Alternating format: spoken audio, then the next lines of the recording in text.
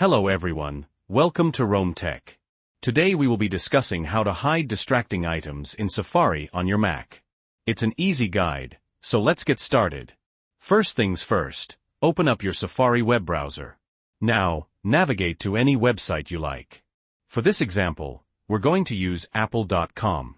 Once you're on the website, look at the URL bar. See that More Information icon?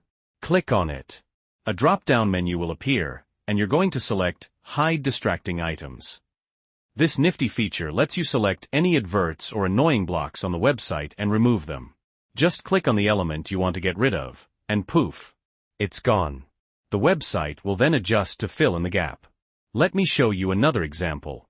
I'll scroll down to these other asset blocks. Again, just click, and they vanish. Click on the one next to it, and that disappears too. The website will intelligently remove the blank space. Once you've finished hiding all the distracting items, click Done at the very top. Now you can browse the website just like you normally would, but without all the clutter. What's really cool is that if you refresh the page, Safari remembers your settings. The website will stay in its clean, distraction-free state.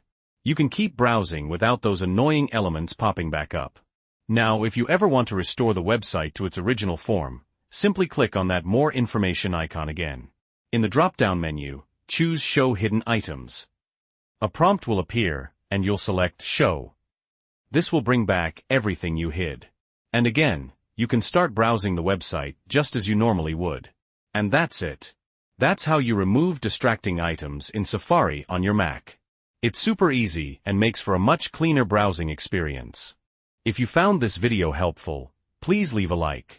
And if you have any questions or comments, feel free to leave them below. Don't forget to subscribe to Rome Tech for more helpful tips and tricks. Thanks for watching.